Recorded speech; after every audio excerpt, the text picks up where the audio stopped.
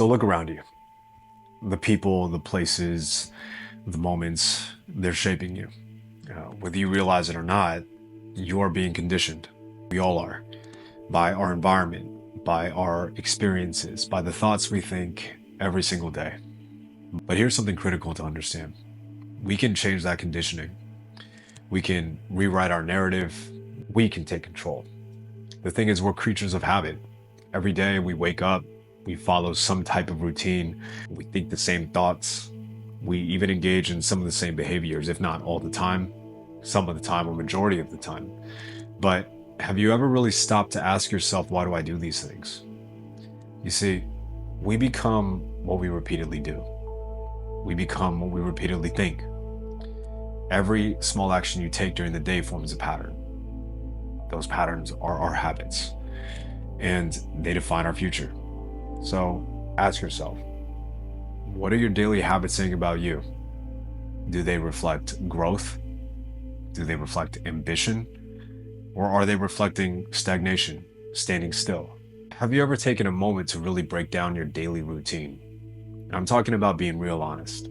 How much time do you spend on your phone? How much time do you spend scrolling on your phone? How much time do you spend watching your favorite show? Consider what it would mean to bring awareness to every single action you do throughout the day.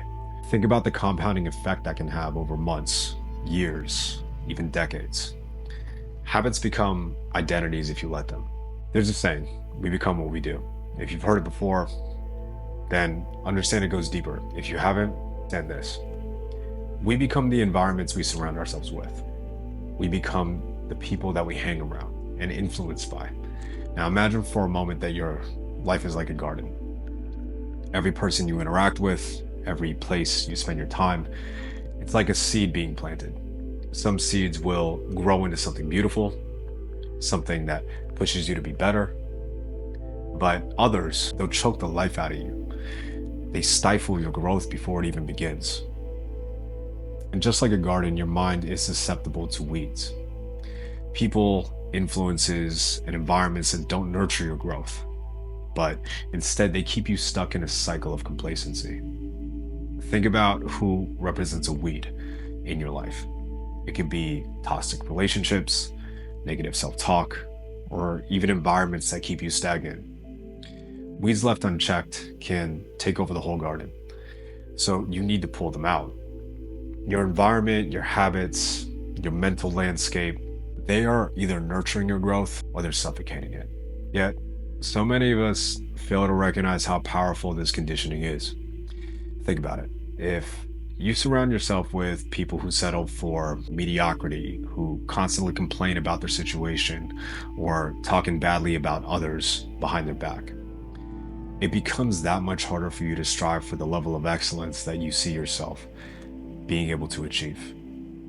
But if you immerse yourself in an environment that demands growth, that challenges you, that pushes you to new edges that you haven't been before, suddenly you start to grow in ways you never thought possible. For the sake of this conversation, let's just take an imaginary example of two identical people with potential. One spends their time in an environment that celebrates life as is. On the other hand, this other person is surrounded by people who push ideas of what they believe is possible, who actively seek out discomfort in a challenging way, and they're always trying to figure out ways that they can improve something, even if it's just small, throughout the day. Who do you think is going to really grow? This isn't rocket science, and there is a clear answer. We need to really audit our surroundings. Who are we spending our time with? What spaces are we choosing to inhabit? If the environment we've created isn't pushing us to grow, then we need to change it. Start recognizing subtle signs that your environment might be working against you. Are the people around you constantly complaining? Are they making excuses? Or are they dwelling on past failures? Or are they pushing through? Are they striving for more? Are they encouraging you to do the same? It's not just the obvious toxic environments that we need to be cautious of. Sometimes it's the subtle ones that are slowly eroding your potential. And it doesn't just end with our physical surroundings. We are conditioned by something that's arguably more influential than our environment, and that's our thoughts. Every thought we think is like a drop of water in the ocean of our minds. Over time, these drops form currents that shape our behavior, our beliefs, ultimately our reality. Now, the challenge is most of us don't recognize the patterns of thought that keep us stuck.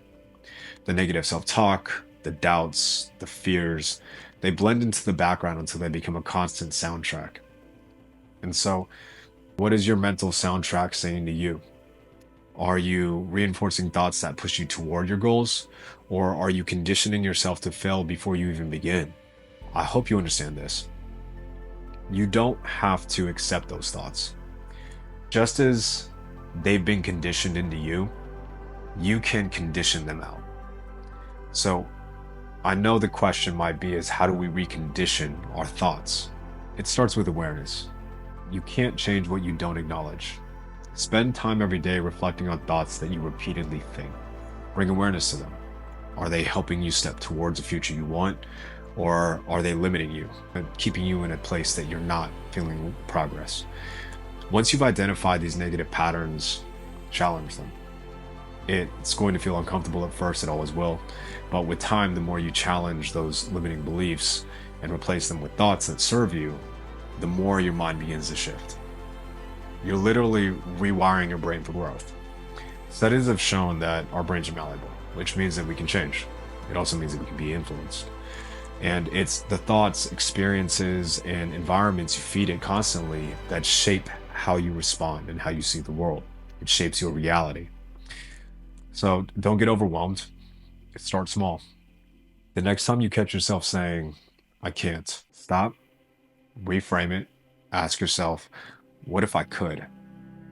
Instead of saying, I don't know how, ask, how can I learn?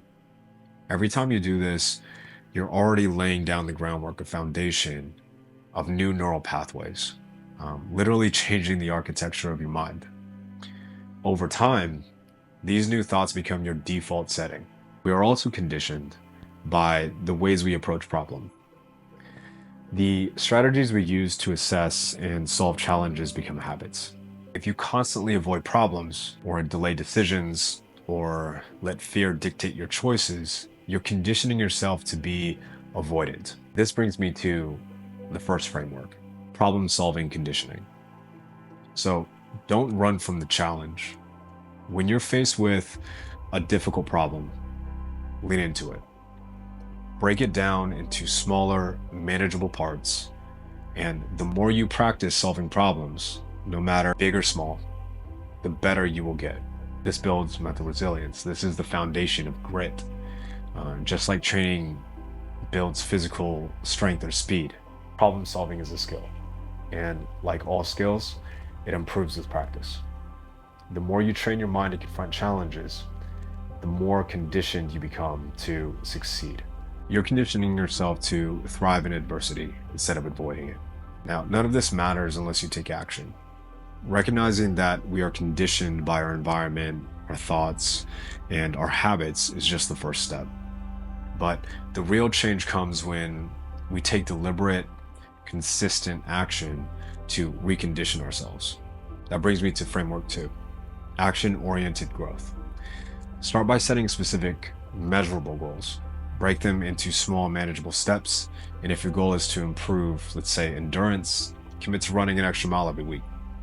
If your goal is to change thought patterns, commit daily to not only just visualization or journaling, but actively going down those thoughts and trying to reframe how those thoughts can be seen. Consistency is key. Change doesn't happen overnight. It happens through the small daily actions that over time rewire your conditioning. Remember, dreams without action will always remain dreams. One way to ensure progress is by keeping yourself accountable.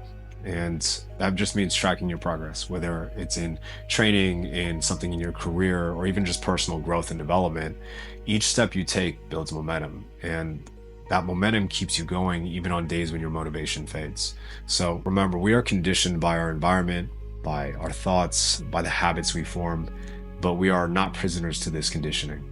We have the power to change it, to actively recondition ourselves for growth, for success, for whatever we want our lives to become. So take an honest look in the mirror and your life. Look at the people you surround yourself with, the thoughts you entertain, the actions you take or don't take. Are they helping you grow or are they holding you back? The future is truly in your hands. Take control of your conditioning and you'll take control of your life. Remember, growth isn't just about what happens to us. It's about what we make happen. Recondition yourself, shape your reality, and watch as you become the person you were always meant to be. If this message hits home for you, hit subscribe, follow me, and let's keep growing together. Growth over fear, always.